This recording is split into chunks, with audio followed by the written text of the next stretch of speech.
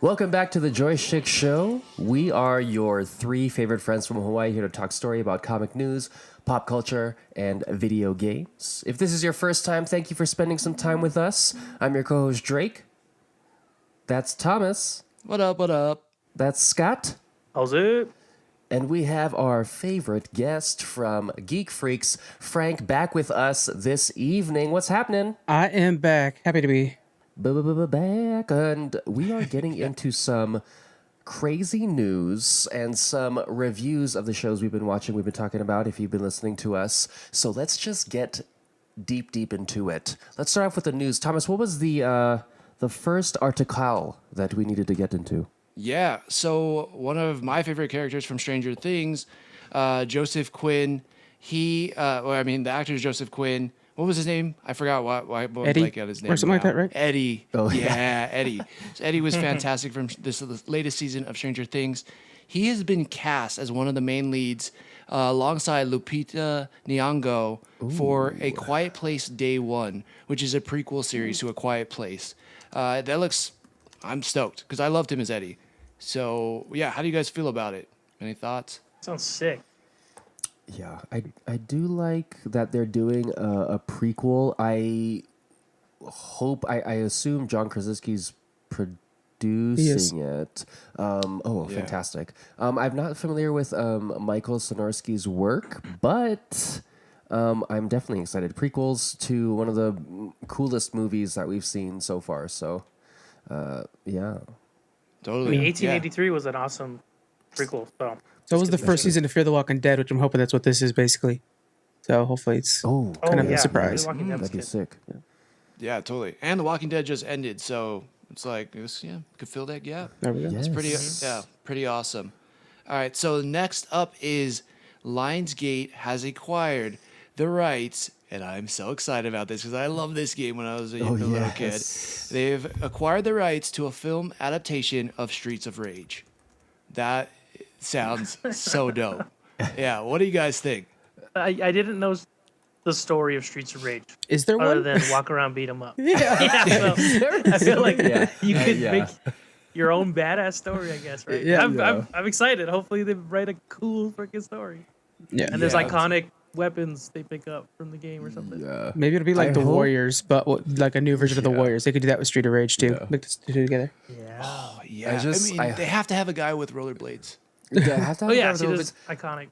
I want to see a shot where they it's like a shot, but then everything they're moving is just like 2D, right? So they're only moving within. That'd be so hilarious. Cool. I hope they do that. Yeah. I mean, there's 1,000 different ways they can spin it. And also, like, there's so many iconic things from that game. Like the outfit, the boxing gloves, the wrestling guy. I don't even remember what the chick's name is, but she was wearing all the yellow and just the movesets, everything were so cool. So I know they came out with Streets of Rage 4 recently, and I was like, I'm going to get it. And then I forgot about it, and I didn't get it. But it still looked pretty awesome. And yeah, good point. I don't know if there's a story, but from what I understand, it's about these people who protect their city from this large corporation who's trying to corrupt the city. So that's kind of the baseline for it.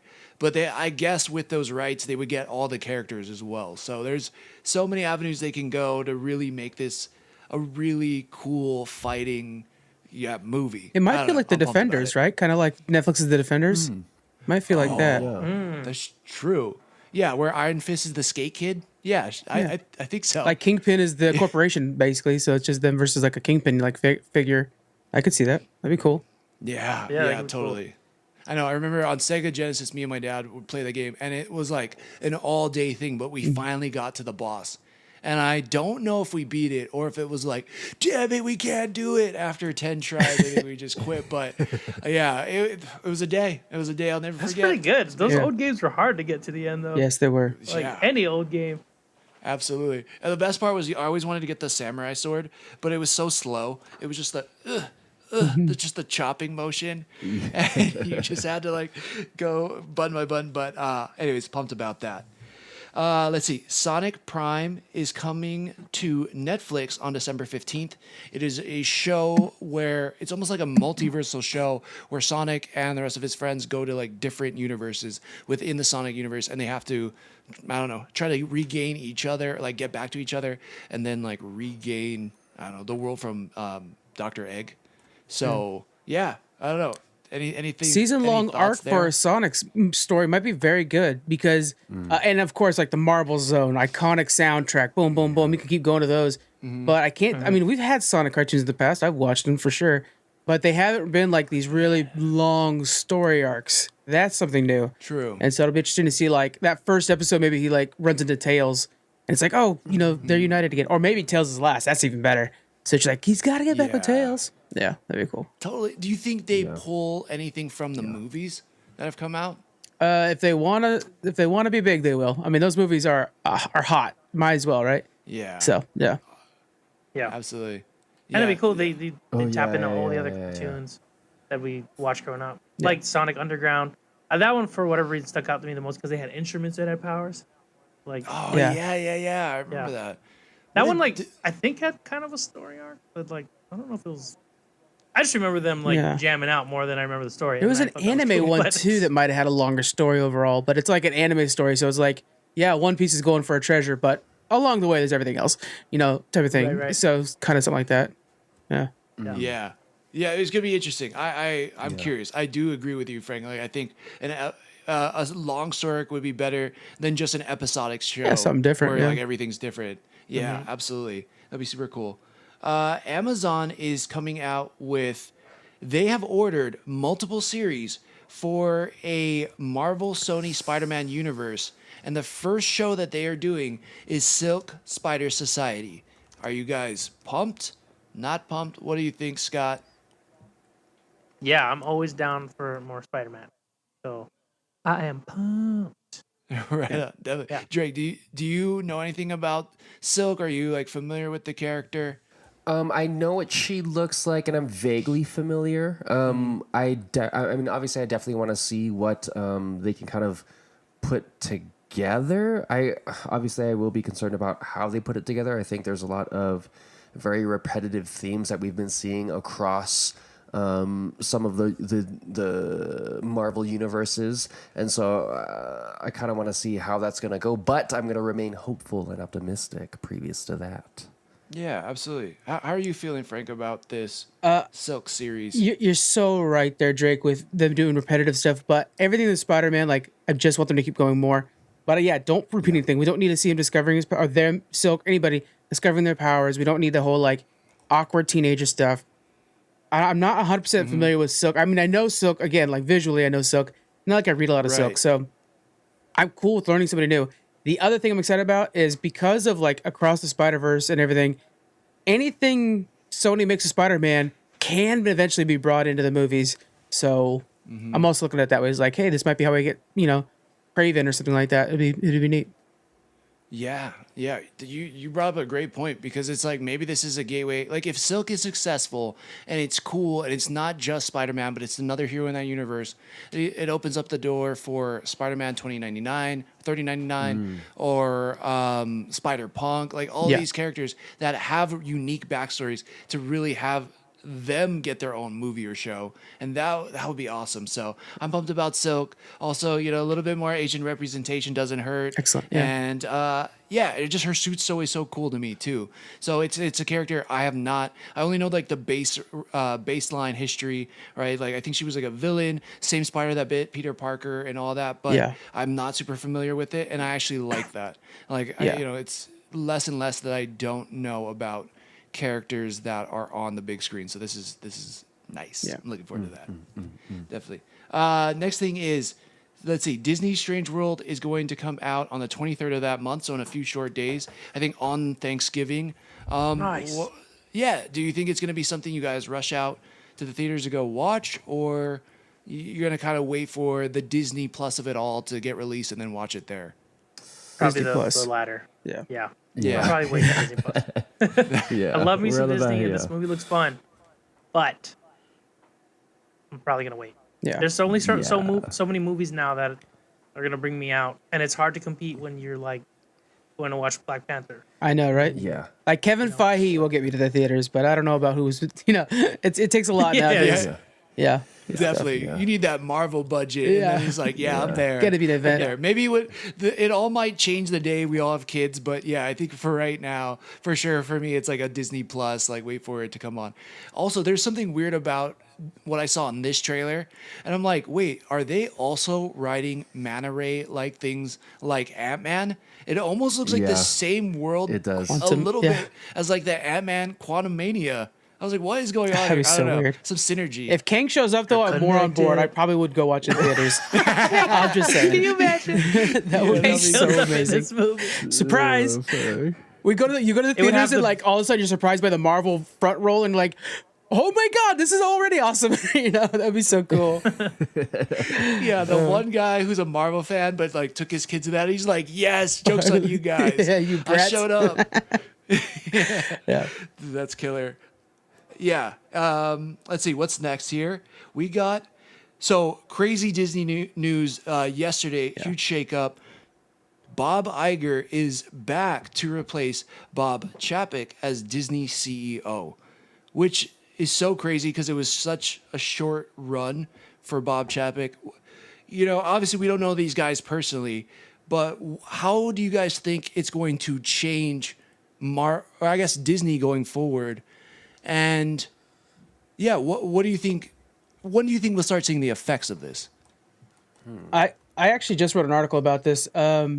I think the reason that the board is wanting to do this is because they wanted to try to find normal again, and not necessarily Chapek's fault, but he reigned in an era of pandemics and controversies and like the Scarlett Johansson, debates and stuff like that, and so many things. And when you when you look at the like stocks in those times, there were definitely huge increases, but there were plummets as well, and they're in the middle of a big drop right now. When Iger's announcement Tell me came about out, it. stocks went back up. Yeah.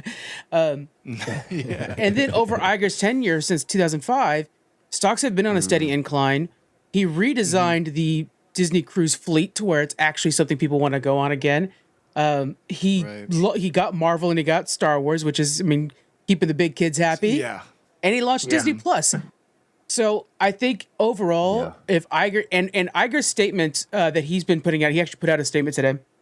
The thing he wants to focus on, because Chapek just put out a notice saying like, we're going to be tightening our belts, we're going to be laying off people, boom, boom, boom, basically changing Disney into a more strict corporate structure. And Iger's statement today or during this announcement was, guys, we're going to make sure that we make such high quality Disney content that we rise above the rest, which is how they used to run their business through the 90s and 2000s. So it's basically saying we're going to try to be Disney again. Now, these are CEOs, and so we shouldn't care about them, right? Like, worry about your problems, not a billionaire's problems. But I am rooting for Bob Iger. I'm happy to be back. Right, exactly. We have, oh boy. You guys want to hear about Twitter? We did an hour, it's about an hour long. I'm still editing it. Episode about just Elon Musk and Twitter. So on Geek Freaks. Oh my God, I'm in. It came out on Tuesday. When you guys listen to this, it came out on Tuesday. And Frank was drinking during the entire editing process of that bad boy. All right. Frank the take. Let's do There's it. a beast. No. But yeah, no, I agree. I'm wondering, I guess my mind goes, because I'm such an MCU fan, I'm such a Marvel fan, right?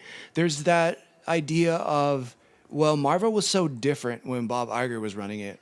And now Disney, and I don't have this complaint, but this is something that I'm just going to voice what I hear on Twitter. It's like, Marvel has become so woke and all that stuff. I wonder if there is going to be, I guess, a shift in tone or whatever in terms of like, Phase 4 was definitely different than Phase 1. Yeah. Do we get more of a step back to the feeling of a Phase 1? I'll at the end of the day, I think it's up to Kevin Feige, but I just wonder if that is going to be a conversation that's going to be had, because personally, that's where my mind goes. And also, like, I don't know. I think Star Wars is on a great track. It's just like, when are we going to get more movies? When are we going to get really good movies? Yeah. Rogue One for me is one of the best new properties as far as movies go. So I'm just wondering where we go in Star Wars, in cinema. With I think TV Chapek, we shows got are gonna be Andor, great. though. So That's true. That's true. Yeah, I know. But I was like, Yeah. wait, I thought that instantly, but I also thought, wait, was this something that went into Exactly. the works when Iger was still there? And Iger did so I was Mando. like, wait, yeah, exactly. That's true. So I'm curious, but so I think Star Wars is going to be in a good place. I think Marvel is still doing fantastic things. I'm just wondering if there's going to be a shift in tone again. So that's just my personal. Just to add on to this whole thing too, because DC's doing this exact thing, but they're a lot quieter about it. This whole like going woke part. So there's absolutely, in my opinion, there's absolutely nothing wrong with more inclusion on, and I think it's vital for everybody. And I think we're all aboard on that, right? But there's this overcorrection aspect to things, and when you look at DC specifically, when they're trying to bring in characters like Dr. Fate's great and Hawkman's great, but nobody cares about the other two characters. Cyclone, like nobody knows who Cyclone is, unfortunately. Right. So what DC's doing, and they announced this today, it's this week, Dawn of DC, where they're like, all right, for the next year, we're going to be basically soft relaunching everything. Not relaunching is a tough word, but like Batman comics are going to go back in a line where he's a billionaire in a mansion trying to save the city. You know, because right now it's like he's broke. It got messy. Right. Like consolidating the stories. So what they're trying to do now is they're trying to be like, here are the tentpoles you guys already like, so you could continue to be fans of them. We're going to make them like the way you like them, and then we're going to start bringing in characters that we want to show you on the side. So, because like Batman was like, I mean, like DC was just like, hey, here's everybody. You know, we're going to shove them at you and see what takes. But it's like, hold on. You're missing the point. We have 4 Batmans right now. Why do we need 4 Batmans? Right. I think Marvel's and Star Wars is going to do the same thing. Like, I think under Bob Iger, not that we're going to get Skywalkers back, but I think we're actually going to get mainline 3 trilogy movies back, stuff like that. Like, here's the things you like, and then show us the other stuff that we like with Ahsoka and whatever, you know? I'm on board for all that too. Right. But yeah, I think that's what's going to happen. Oh my gosh. That's so exciting. Yeah, you're right. And that whole Dawn of the DC thing, like I'm so pumped about that. Consolidating. I mean, they got a plan for Superman now, but also like Green Lantern's moving forward, getting reestablished with the Flash and that continuity. Oh my gosh, I'm so pumped James about Gunn that. is bringing just last thing. Sorry, I'm not taking over your things, but James Gunn go for it. this next week is bringing the top brass at WB his 10-year plan. And if they approve it, then DC is ran by James Gunn and the other guy, right? We all know it's just James Gunn and the other guy for the next 10 years. And I'm just like, I couldn't pick a better person to get those keys. It's just so good. And Kevin Feige's already like, 100%. I'm on board to help out wherever I can. Like, oh, thank you. It's exactly what I wanted. Yes. Exactly. There's no shortage. Like I can have my Marvel like elevated just like I can have my DC elevated, and I will watch both happily. Yeah. Like feed me like it's Thanksgiving dinner every week, and I'll be there. Exactly. I'll show up. So yeah. Definitely. Stoked about that. Let's see, Drake. Last bit of news. Dang it, and this is a sad one. I thought we should have started with this. Yeah, we should. Oh man. Yeah. I made a post about it because in a weird way I felt pretty connected to the character he played growing up. And Jason David Frank passed away at a very young age. I want to say it was 49. Yeah. And we know him as Tommy. He was the Green Ranger and then the White Ranger. Super sad because he was super active in being that character, but he was at a lot of cons. He was super active with fans. He was there like talking to people on comicbook.com and meeting people. And he'll always just be that character to me, similar to a Hugh Jackman will always be Wolverine, or Robert Downey Jr. will always be an Iron Man to me. And so, it just, being my name was Thomas, this, little Korean lady that was down the street from me, who my buddy who would visit for the summer from Arizona, when he came to Hawaii, we would play Power Rangers together and dress up. And I would go back to his house and his grandma's house, and she would make us like nori and rice and stuff like that. And she would always say, "Oh, Tommy, hi, how are you?" And she was the only person that would call me that. And as much as I like, it gave me a little bit of cringe. I hated it. He would always be like, "Dude, that's so cool. You got the same name as the Green Ranger. You got the same name." And it was always like, "Yeah, that's true. That's cool. That's cool." And yeah, it just feels sad that we, are not in a world where that guy can go on to portray that character to us or just be there as the example of this character. So, yeah, I don't know if you guys have anything to add to it.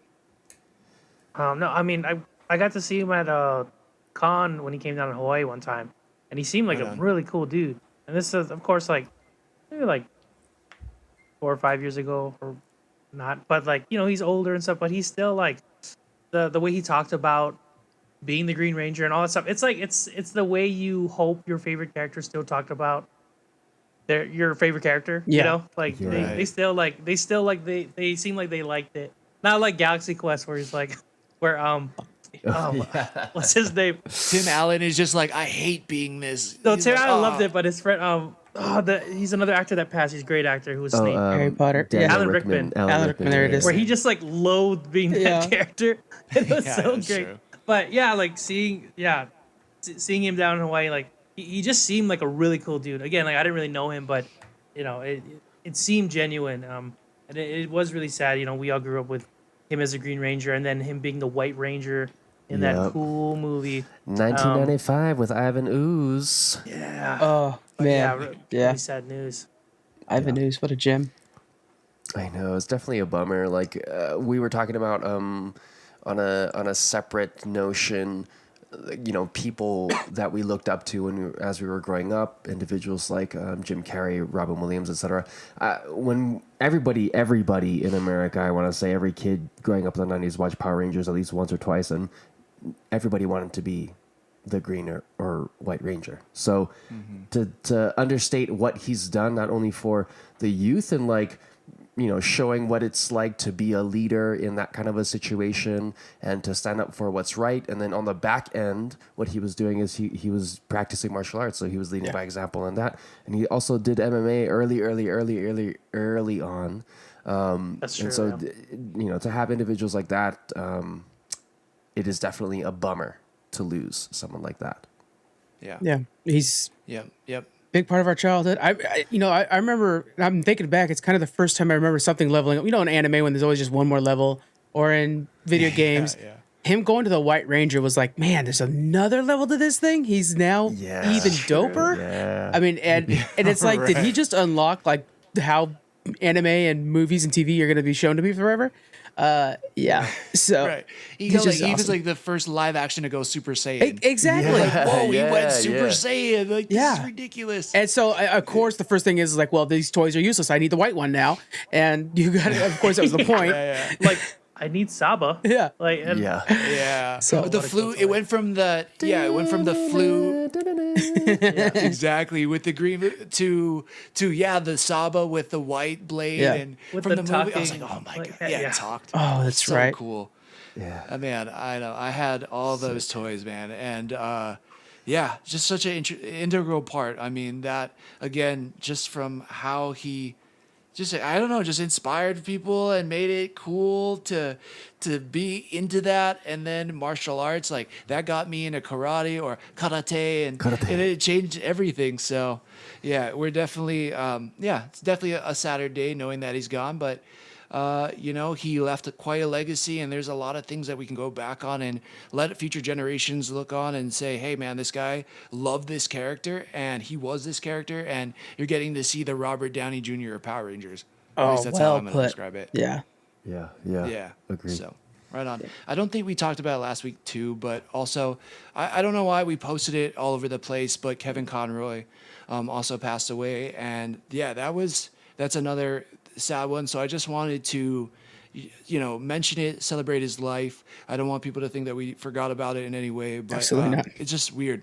Yeah, it was there on the socials. So again, the voice of Batman, and by all accounts, just truly loved the character and was he made that character as much a part of himself as he was to that character, and it was just really, it's just crazy. It's been a hard month all around when it comes to loss of these very influential, pop culture heroes, and it's sad. yeah. He's the Batman voice I hear when I read Batman comics. Exactly. Yeah. Yeah. Yeah. He's Yeah, awesome. I mean, during Halloween, I put on Mask of the Phantasm, Oh, duh. and just like it's so good.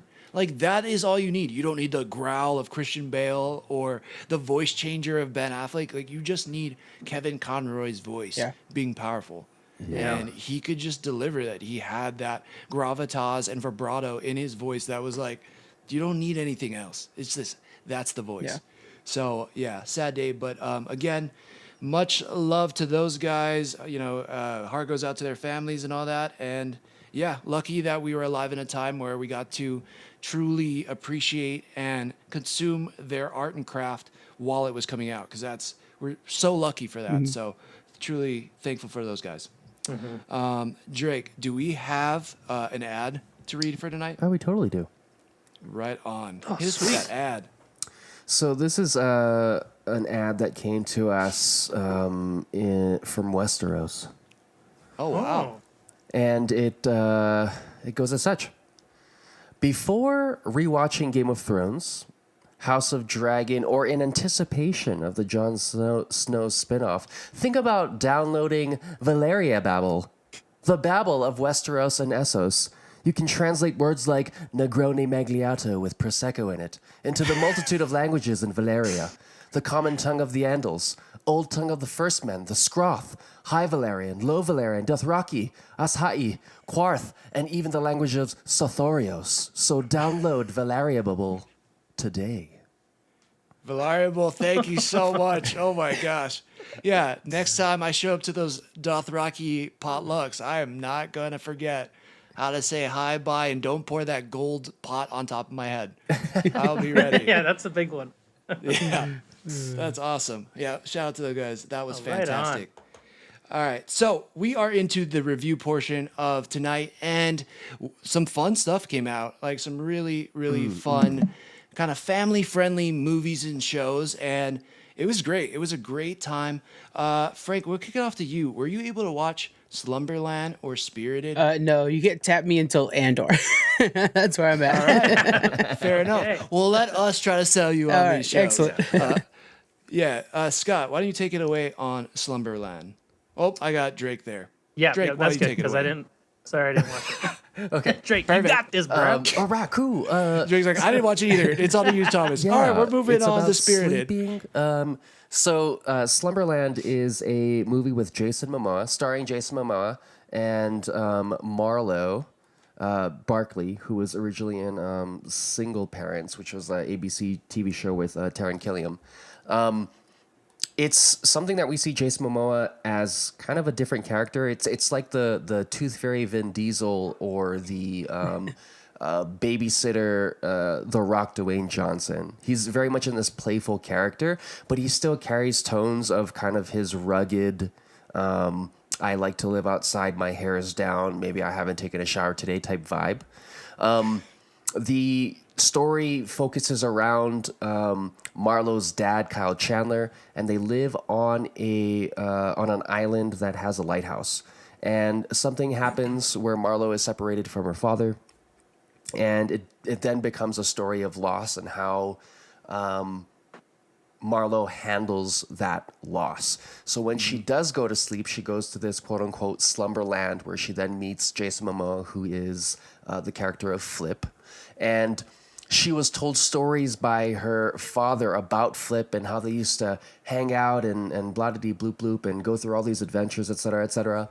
And this Slumberland world has its own policing system that polices like how and when people dream. And it's very much parallel with the time police of Loki. Like, it's set in a particular time frame, like the dynamic of the cubicles and all those other things is very much like that. But really what they're doing is they're hopping from dreams to dreams, looking to get into essentially the nightmare zone to where they can find pearls that will give them a wish. And on the back end, we talked about it being kind of like a coping means of Marlo trying to deal with the loss.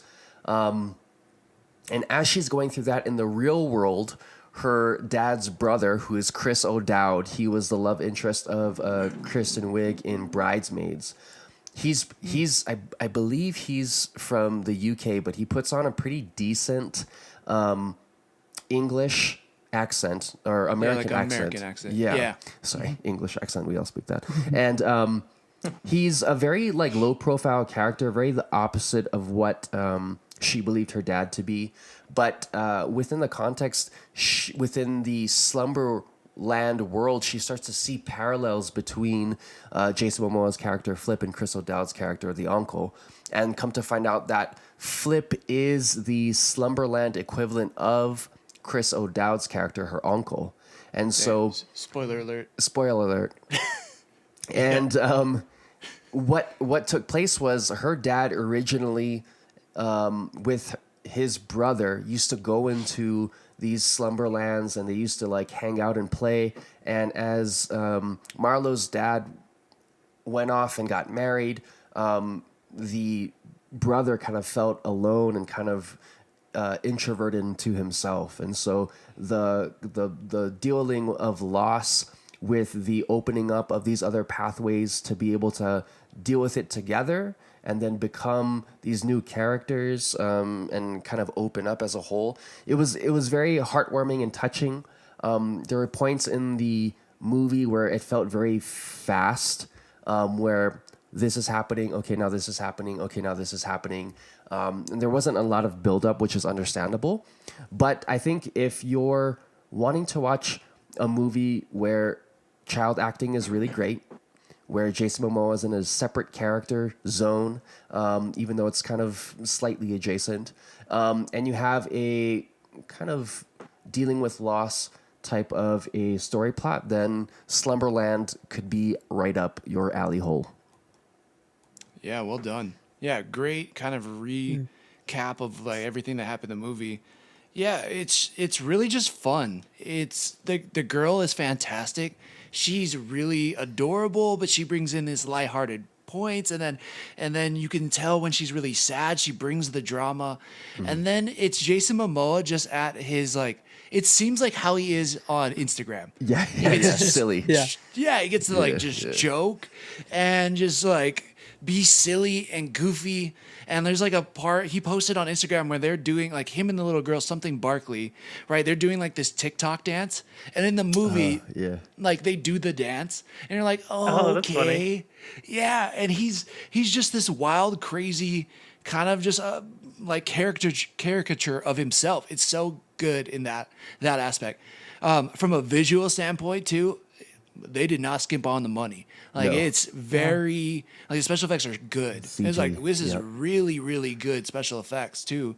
And yeah, Drake said it really well. Like this, once they get to Slumberland, the story just moves. It just goes. It's almost like Black Adam. We're like, oh shit, okay, I guess we're going here. I guess this is happening now. And that is kind of like, it doesn't give you a lot of time to stop and think about like, why is that doesn't make sense. You know, you just keep moving.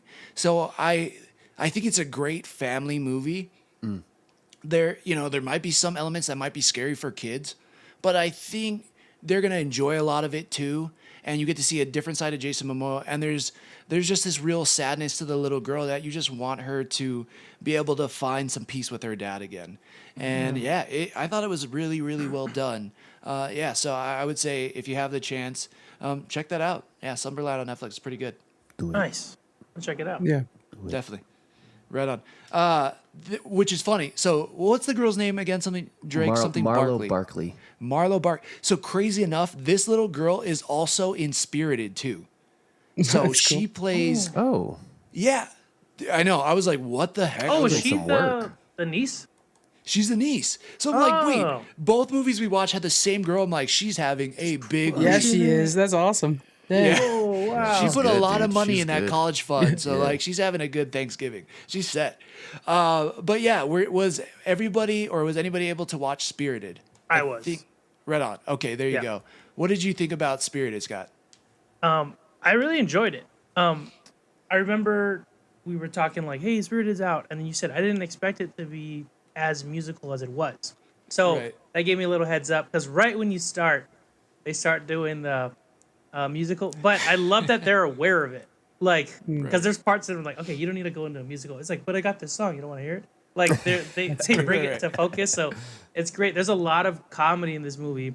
Yeah, they're and like, you that's know, what we. That's what we do in the afterlife. We sing. You're like, okay, cool. I guess that makes sense. You Yeah, know, like- and then of course, there's some people that are like over it. Like, we're not working right now. You don't need to sing. But it's I'm great. off the And they- clock. yeah, like, and I felt like they did it at a good pace. Like, it wasn't too many musicals. like I'm not one that's like against musicals, but I'm also not one that seeks out musicals. So this had a good balance. Like when it started going, I'm like, oh, okay. Like especially because it's a comedy. There's a lot of comedic elements to the songs. Like when Ryan Reynolds starts breaking into one.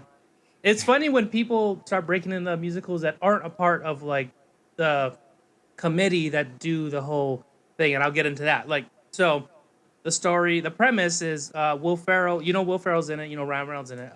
Will Ferrell is the ghost of Christmas Present. And so like the Christmas Carol, they in this universe, it's like this whole committee, almost like reminding me of like Loki. Like it's like, totally. That's what I was gonna say. It's like the TVA. They like set up these haunts like once a year, or like, and they pick a target who they can change their life around. And they set up these haunts, and they stage it down to every little detail in the present or the memory in the past, and then they perform this haunt past, present, future. Yes. Right? Yeah. Okay. And then they focus on one guy, and they're so sure it's going to be him. And in the midst of like selecting him, Ryan Reynolds shows up and is being like extra snippety with like someone on the phone. And Will Ferrell's like, I think this is the guy. So they follow him, and they already have a file on this guy, and he is known as unredeemable. So they're like, we've tried. Like, there's no changing. We can't Christmas Carol this guy because he doesn't take it serious. And Will Ferrell's like, I think this is the one. Like, if we can do this, then it'll like be a game changer. And like, so once Will Ferrell meets Ryan Reynolds, it's like that comedy click. Like Will Ferrell's trying to pitch his thing. Ryan Reynolds is like questioning everything he does. Like, why'd you do that? Asking, and Will Ferrell's like, no, you answer my question. And he's like, whoa, answer mine first. And then it's a give and take. And then this whole thing. And then he's getting more out of Will Ferrell. And he's like, this is not how it's supposed to go. Like, and it's just like this like hilarious ride. Of course, because it's a Christmas movie and whatnot, like there are moments in this, and because it's Christmas Carol, they're trying to bring up like moments in Ryan Reynolds' past that like will make him feel sad or regret or whatnot. And for a while, he's doing a really good job of like pretending like it's hurting his feelings, and then being like laughing in your face, like, you think it's gonna change me? And then like slowly they start breaking his walls down, and like I've heard like I've kind of like lightly looked through comments and whatnot, and like it seems like this is kind of a mixed review movie, but I really enjoyed it. If you like Christmas movies and you like Christmas Carol, like to me, like the Christmas Carol story is almost like when you see a new Monopoly and they're like, "There's a Marvel version." Yeah. Okay, I'll check it out. Like I'm always down to check out the new version of the same thing. Yeah. Like oh, the Muppets. Oh, great, Mickey Mouse is in this one. Like I'm always checking out the Christmas Carol every rendition. Jim Carrey's one. So I'm a big fan of that.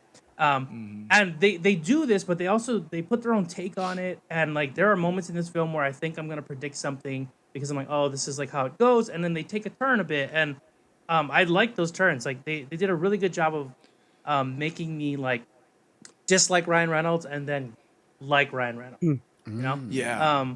Right. I'll like just add to that. I was like, man, only Ryan Reynolds could be.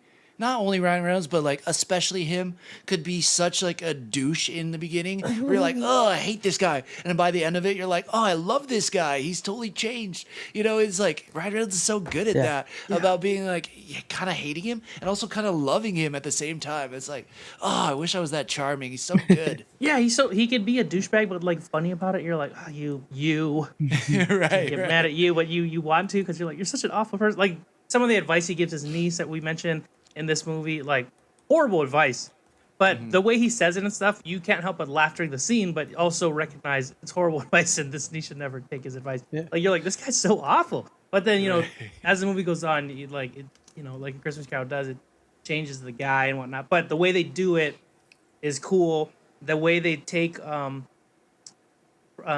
past, present, and future, like the way they address that is great. The voice of future is I'm Tracy Morgan. I'm Brock Bellows. Yeah, Tracy Morgan. That's great. It sounded so weird here. Like, man, I want to say more lines. Like it was just like, it was so crazy. He was fun. It was Yeah, like the that- perfect voice for the skeleton.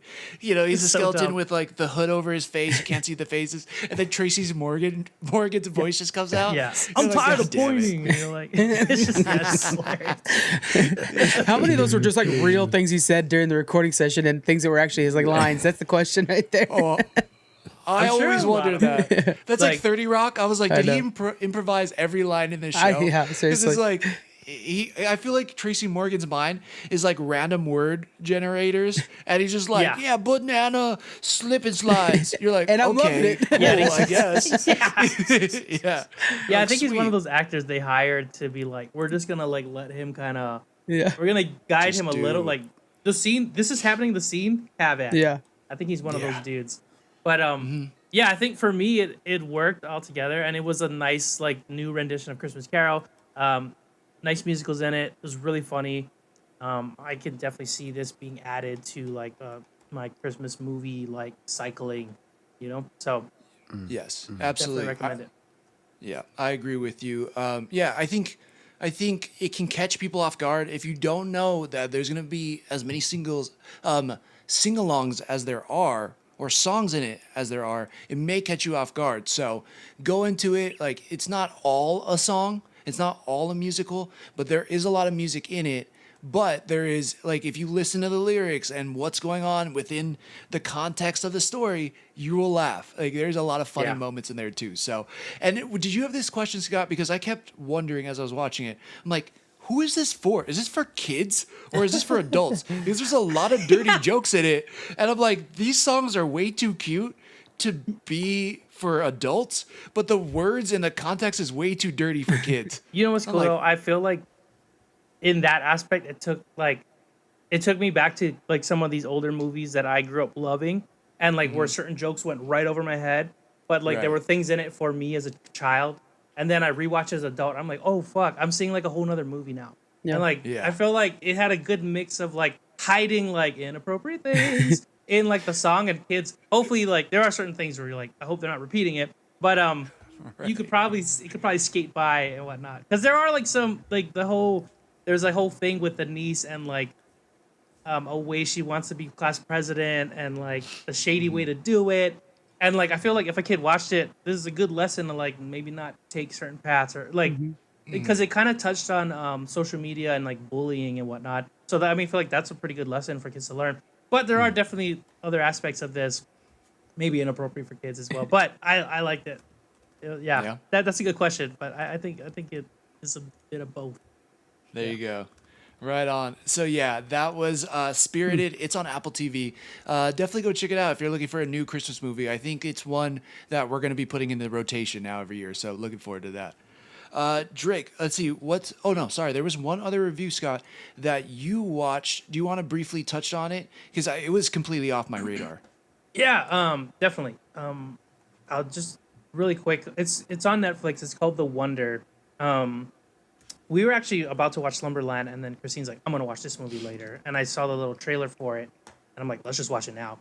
It's a drama. It stars Florence Pugh, and it's based on a novel by Emma Donoghue, and so it's not a real story, but the story that she wrote was inspired by these what was called fasting girls. It was a fasting girl phenomenon in the 16th century, and it was like these girls who would go on fast and say like they were getting nourishment from God and like God's mana. So in this movie, there's a girl who hasn't eaten for 4 months, and the church slash doctors, you know how it worked back then, they're like, some of them were like, God's feeding her, like she doesn't need food, this is a miracle, and others are like, it's impossible, there's a way, there has to be a way. So they bring in an outsider who's Florence Pugh, she's a nurse, and they make her a part of the watch. So her thing is supposed to be just to watch her and make sure like she's not eating or whatnot. And so, and then there's a bit of a mystery to it because you as a viewer are trying to figure out as well with Florence Pugh how this girl is getting food, or if it's like gonna take a twist and it's like some supernatural element to this movie. So it is a slow burn. It's a drama. There's some mystery to it, and I don't want to give too much away because that's part of the movie. but Okay. I did find it very interesting. And I had to look like after the movie. I didn't know any of this like about the fasting girls and stuff like before the movie. After the movie, I'm like, was this real? Like I have to look it up, and it made me like immediately like look up the history of this and all that. So it was interesting Wow. enough for me to jump to that right away. So if you're looking for like a nice drama, slow burn, mystery type of film, then I'd check it out. Yeah, recommend it. Oh yeah, right on, man. sick. Yeah, you've definitely piqued my interest. It's like I want to know now, like, how was she living? And I'm Yeah. also curious, like, just I know this shouldn't matter, but I'm just curious. Was the girl like super, super thin and skinny, or like No, the did thing she is look? like she looked like normal. That's And she looked healthy. That's kind of the point. And Is that's like what you're was, like- nursed and you're not eating, so that's the problem. Yeah, Yeah. that's interesting. Yeah. Crazy. All right, I'm hooked. It's gonna probably like twist my brain till the end, but I have to see this now. That sounds too crazy. All right, we're moving on to Andor. And Frank, you said you were able to watch this Yes. one. We're talking about Andor, episode 11. Yeah. What did you think about this episode? All right, so let's all be honest, guys. You're not gonna nail it like you did last week, right? I mean, last week was probably one of the best hours of television to exist. So Tom Cruise on the couch, hands in the air, freaking out Yeah. like, "Oh my god, they did and it!" then That's how I was. Andy Serkis can't swim. My God. So I know. like it, right. kills me. Just twist the Yeah. knife. So I wrote a little thing for it. Okay, here we go. So here's the penultimate episode. Cassian, he's finding his feet after this daring escape. The young rebellious network is feeling the pressure as the Empire begins to close in. They balance setting up their next move and staying alive for another day. So yeah, I mean, this episode is setting up our finale, right? So that's what you got to do. It is the beginning of Act 3. It's getting close to that, or kind of towards Act 4, where we're feeling that all is lost a little bit. Or I mean, Act 2. By far, my favorite scene is watching, what's his name? Let me check. One sec. Luthen escaping his ship. Because Oh Yeah, holy shit. that ship Holy is shit. dope. I mean, this guy, Yeah. and then I'm like, how? Okay, us so that how is he mindset. better than like the Empire? Which that's a Star Wars problem in general. But I was thinking, well, he's like a dealer in antiquities, so he probably finds like, oh, I want lasers on the side of my ship, and like finds a guy who does that. Like, you know what I'm saying? So he probably has access to things that the Empire doesn't even think about because he has a Right. trader. And so when he busted out those two like sabers, basically lightsabers in space, and spun, I was like, oh yes, Right. put that in as a DLC to something. I'll buy it. Yeah. It was amazing. This is Yeah. really good episode. Yeah, whoever storyboarded that was Yeah. like crazy. Fantastic. Like I like watching movies where like certain fight scenes definitely stand out. You're like, man, the fight choreographer in this movie was like bomb. Yeah. Like John Wick versus I love Arrow, but CW Arrow. There's like There's a clear difference. difference Yeah, exactly. between like the way they do it. It was so interesting the way they did that dogfight and like Yeah. the whole way they break it down. You feel the tension and then. Yeah, the lasers. I'm like, this is so Yeah. interesting. I've never would have thought of anything like Even this. his escape from the Fucking- tractor beam was like crazy. he just like released like shrapnel into it, and I was like, "That's So dope!" badass. Because the tractor beam's killing itself. That's so freaking cool looking. Like it's so I crazy. know. Oh my god. It just made me think like Luthen is constantly like he has a day job, but his true job is focusing on how to destroy the Empire. And he knows if I have this cargo runner, this is the only way they're capturing me. Yeah. And what better way to use a weapon against to use their own weapon against them. Oh, Yeah. It's just I love that so I wish much. he's a playable Drake, what character. did Like you- I just want to be him. Like, Oh, can you imagine? yes. Like you're a rogue, Please. just one step ahead of the Empire. Like he'd be such a cool playable character. Damn. Yeah, he would. As long as you get to say everything he gets to Yes. say. Because as long as you get to Yeah. say those lines and you're like, I said those lines. That's I want the that only way you're Skarsgård like, voice coming "Yes." out of my character. Yeah. Yeah. Give it everything. What haven't I given? Yeah. Yeah, Drake, anything in this pretty good. episode? To be honest, like I watched the episode, and that by far was the main highlight of the situation. Like Yeah. watching him, so he's so calculated in how he's going through the rebellion, and to believe that he would have done any less than that during that moment was, even though we know that he's capable, was such a surprise and such a delight that. I mean, that was the highlight of the whole episode. I vaguely remember Andor coming back to visit his homeland, and then that's pretty much it. I just remember the He battle goes to scene in Space that. Miami. Yeah, back to Space Miami. Space Miami. Yeah.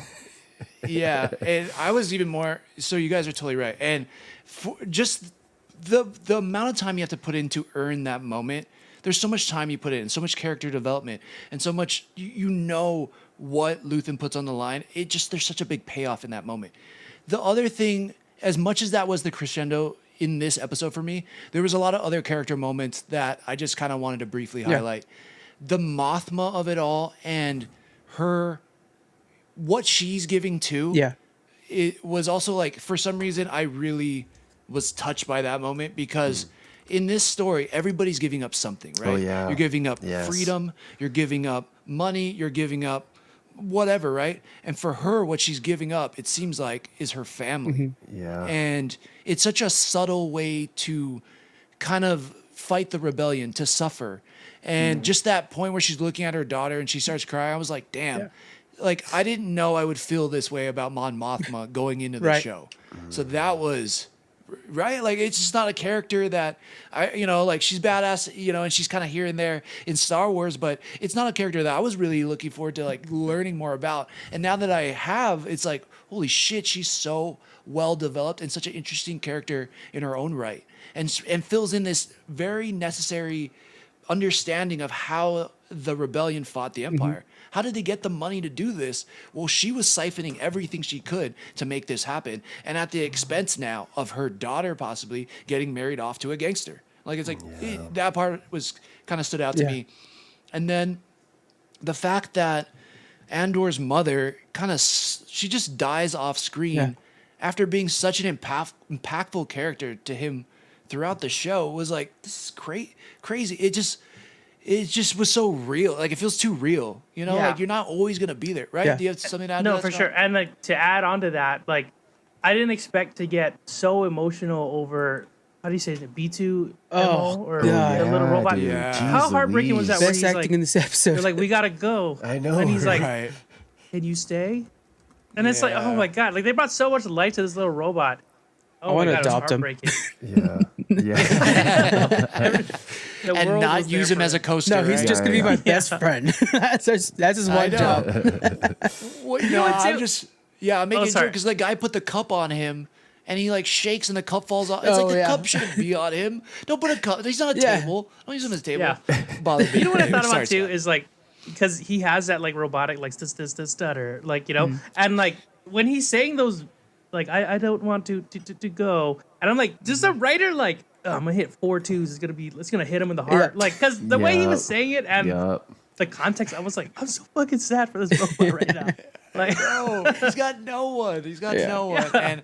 And it was nice too to also see the side where Cassian's friend is like treating him like a person or a living thing, and he's like, "I'll stay with you, buddy." Like, that was kind of nice too. So there is such like impactful character beats that I don't really feel like I get from other Star Wars, but it just shows like with rich character development, the right actors, the right writing, it's gonna be.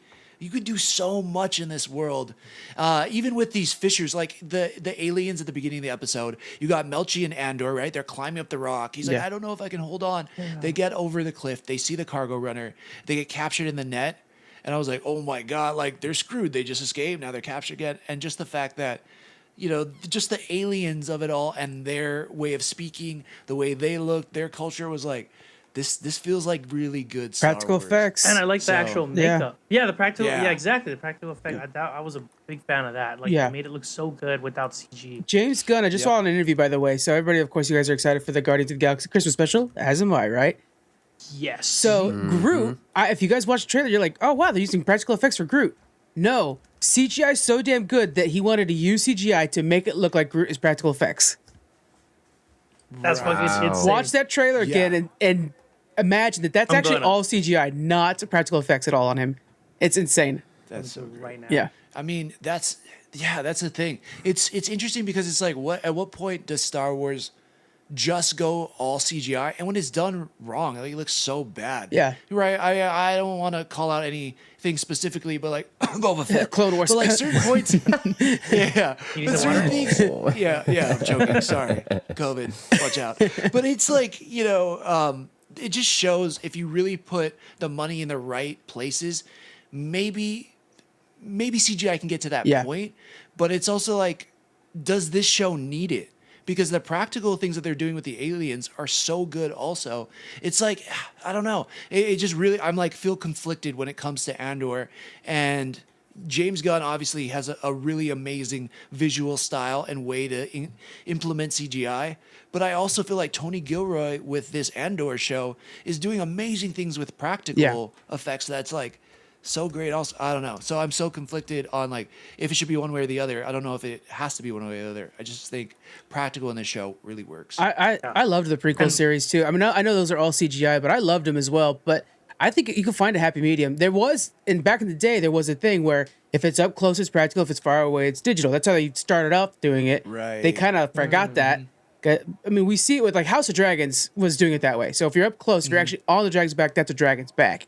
And then when, one's eating another, boom, boom, CGI. They should stick to that rule. And sometimes they forget to. Yeah. Totally. Yeah. That's a great point. I think, right. The episode concludes with Andor getting the message from his friend back on Narkina 5, I want to say it is. But he basically lets him know that his mother has passed away. Do you think that's enough of a lure to bring Cassian back to basically fall into the Empire's trick? Oh, it has to. I mean, how are you also going to finish this season? This one's the final episode. Right. Could you imagine if he's like, that's all right, I'll mourn her over here on this other planet. The entire Empire's waiting and setting a trap right now. Like everybody's going to beat him. That's the Ryan Johnson twist. Oh, God. Oh, we're on some random casino first planet. I'm like, oh, no, we're good. You thought you knew what you wanted. Here it is. Absolutely. No, totally. I just can't wait. I need Bix to be freed. That's like kind of, I feel so bad for her. She's been like tortured since episode 3. Like that just is like pretty heartbreaking. That's a good point. So, anything else? Any like thoughts or kind of predictions for the final episode? It got renewed for season 2, so it changes my prediction because I thought okay, they're going to set us up for Rogue One. No, we have more to come. So, I don't know what's going to. I would like to see like a declaration of the rebellion is on, because right now it's so much like this hidden network of terrorists kind of thing. I want to hear somebody come out and say, hey, yeah, we're the rebellion, we're the Rebel Alliance or something like that. And then just like yeah, here's our logo, buy merch, Yeah, that'd be great. There you go. Yeah. I don't know about predictions, but like, I guess spoiler if you look at the cast. Alan Tudyk is listed as K2SO, and I don't think we've seen him yet. So hopefully at some point in the finale, they either meet or he lands somewhere and then pan 100 feet somewhere else. K2SO's there with something else, or we get a glimpse of that. But I'm excited for that. Right on, definitely. Drake, any thoughts?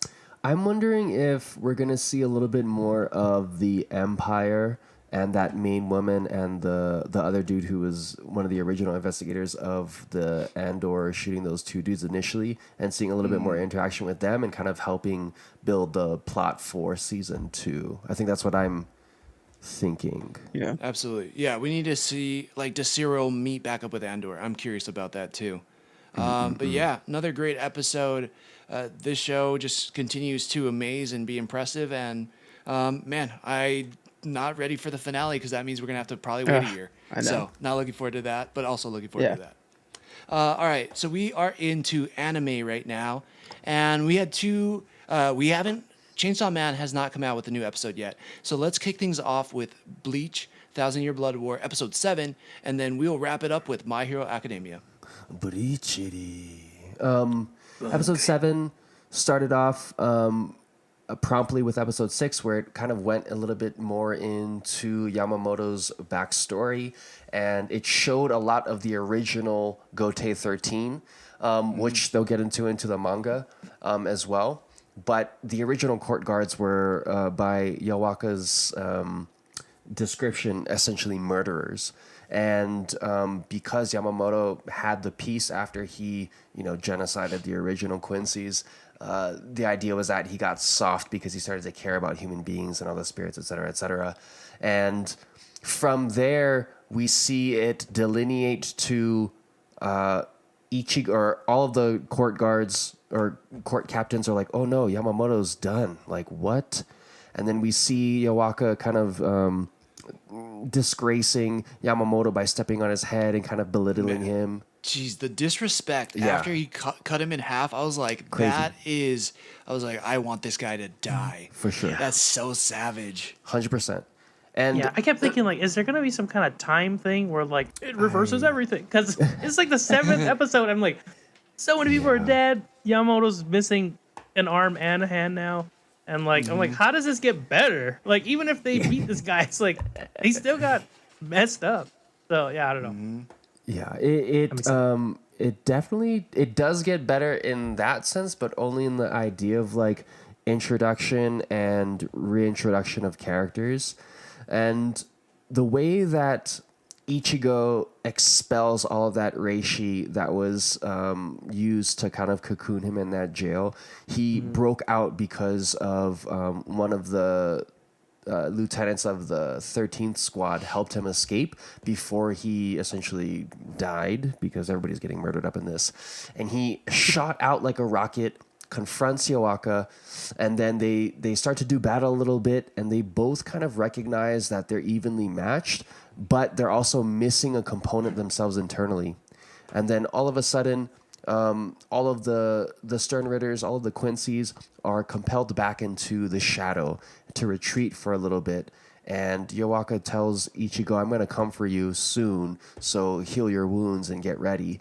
And this is kind of like the precipice for, because if we remember from the originals, like season 1 through 5, Byakuya Kuchiki is one of the original like honorable clan houses, essentially asks Ichigo to protect the Serete, which he never would have done in the past. And you can see through his character growth and his failure that he's accepted kind of all of the things that have taken place, and he's lowering himself to the status of asking Ichigo, someone he didn't necessarily respect, to help him as his final breath.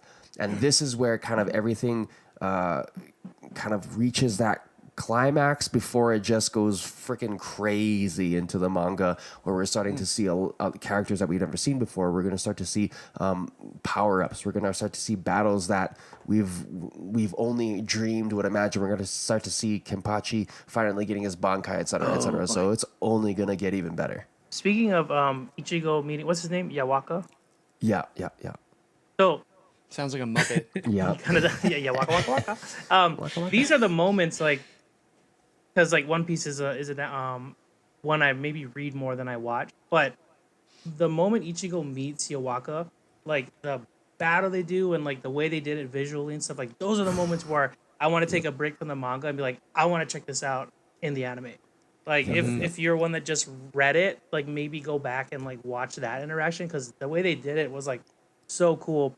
And then like you said, the way they ended is like, I'll be back. And I'm like, there's gonna be like an even more epic battle after this. Like, so I'm really loving the animation. Like, if anything, you know.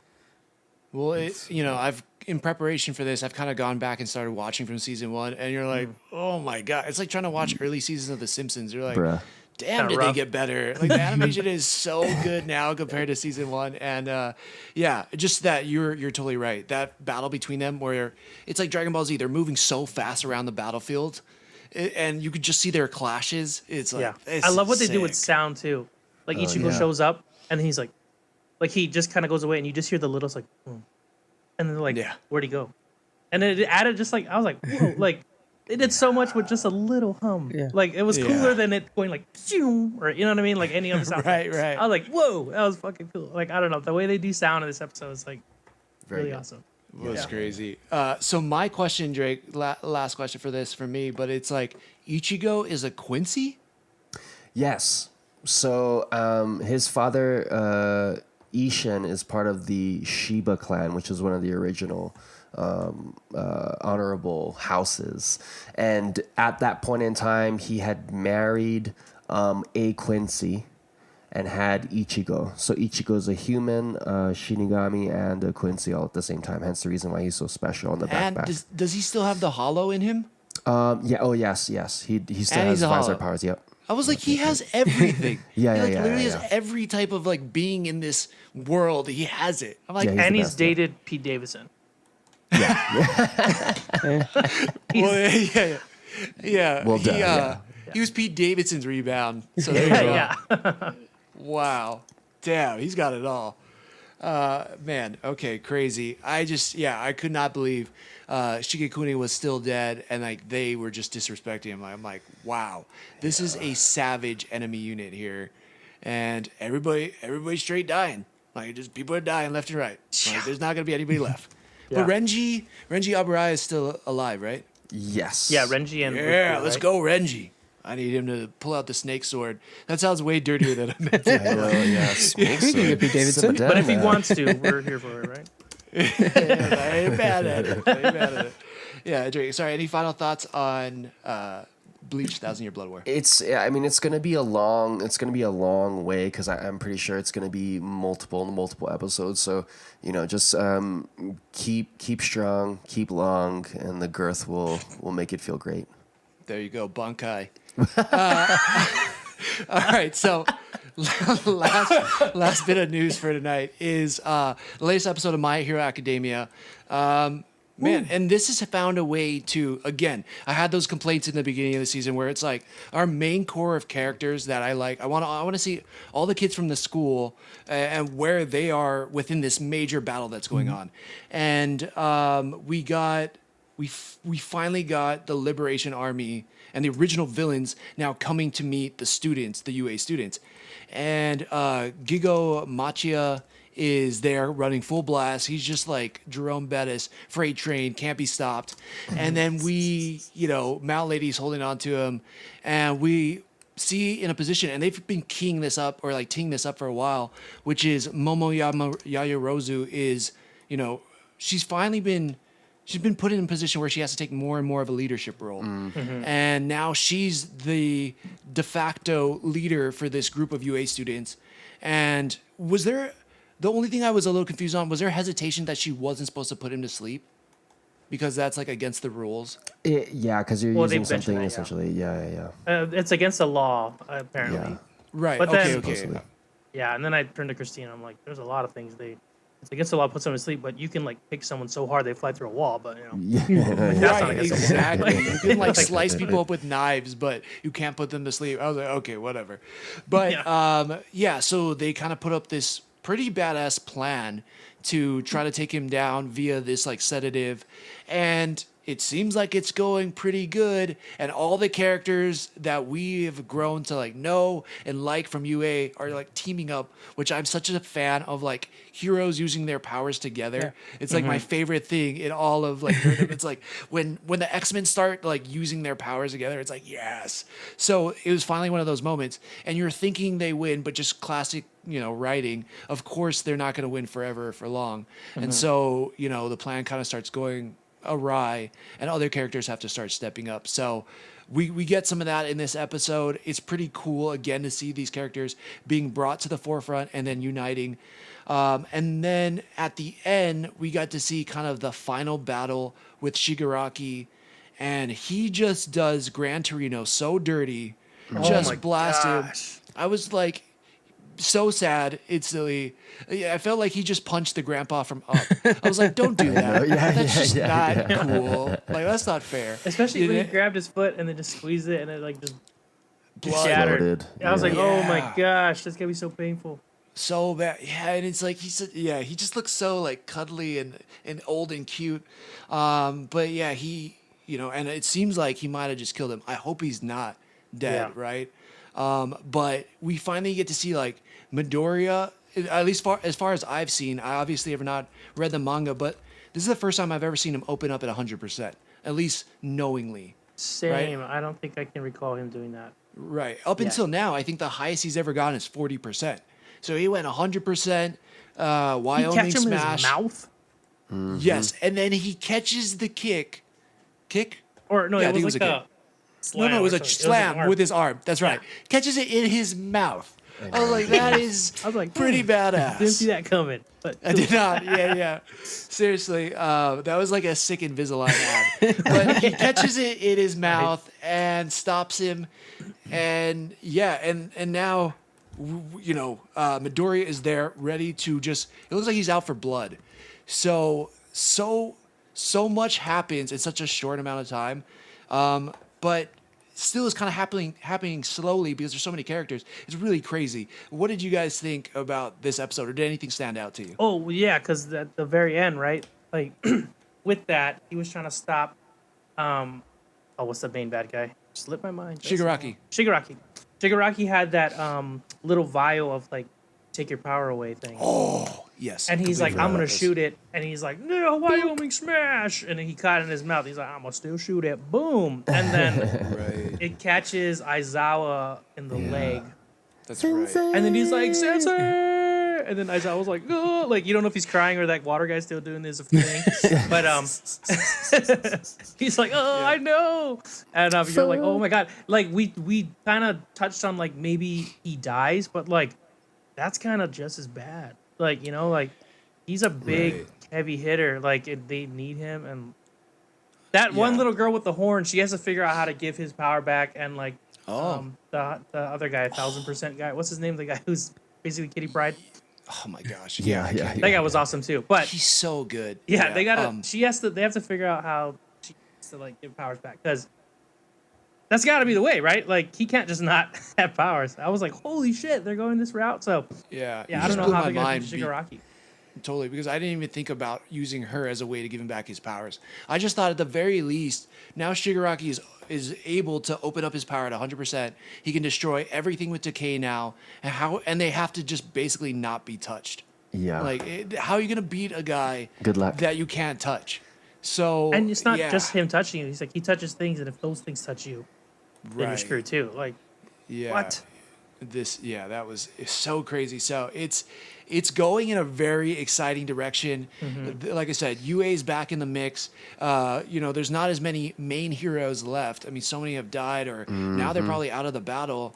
Aizawa can't block people's power because they always had him as like a crutch. You know, if somebody was super OP, Aizawa could come in, give him the stare, boom, power's gone. Now they don't have that. So now it's up to them on training, speed, intelligence. It's crazy. I'm loving it. All the anime has been fantastic. I can't wait for Chainsaw Man to come out. Any final words tonight, guys? Let's start with Scott, and then we'll go to Drake, and then we'll finish with you, Frank, on tonight's episode. As always, not just because it's a Thanksgiving episode, super thankful to have you guys and like to be able to do this. Keep in touch. We all live in different parts of the U.S., and it's cool to be able to chat and like play games together like weekly. It's awesome. Yeah, and thankful to meet awesome Frank over here. Best guest. Thank you. Loving the titles. Yeah. Definitely. But yeah, just thankful for all that. If we ever have another guest, not that you're not the best, Frank. It's like I feel like we have to say the same thing because I don't want to hurt anybody's I don't like feelings. those shenanigans, actually. Yeah. No, definitely not. You're the best guest. Drake, what about you? No, I reiterate, mimic, parallel, all those same things. I'm very grateful for what we've been able to accomplish together, the fact that we've been able to come together, the fact that we've been doing it so long, and the fact that we are able to evolve and meet awesome individuals like you, Frank, and to be able to kind of do what we do best, is talk story, bring people together through laughter, and have fun while we do it. Yeah. Put it on a card. Hey-o. Absolutely. Yeah. Frank, any final Since we're thoughts? doing the kind of thankful thing, thankful for podcasting. You get to meet so many people and stuff like that. Not only is it a good way, especially as adults, it's hard to keep in contact with your friends. We don't have recess anymore. Totally. So this is a good way to kind of like, hey, how you been? Yada yada yada, and then meet new people, of course, with you guys and stuff. So if you guys haven't yet, I mean, the party doesn't end when the podcast is done. Go check out Joystick on Twitter, on Instagram. I mean, just great posts. Go find them. I'm sure links are in the description, so you'll find them there. Right on. Appreciate that, man. Well, yeah, thank you, everybody. I hope you guys all have a mean Tanksgiving, as we say in Hawaii. Eat some good food. Tell some people you love them. Tell them you're thankful for them. And as always, thanks for sticking it with us. Bye. Make that Thanksgiving chili. Thanksgiving Deep chili. cut.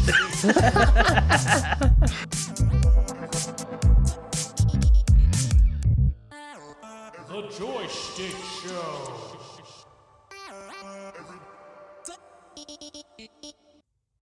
If you like what you hear, please like, follow, and subscribe. Just how we like chatting with our friends, please share this with yours. Feel free to join the squad and follow us on Twitch, Apple Podcasts, Google Podcasts, Spotify, and YouTube at JoyStickShow, Joystick Show. Or if you feel like submitting topics or asking questions to be discussed on further episodes, you can email us at joystick.show@gmail.com. Peace out and make it a great rest of your week.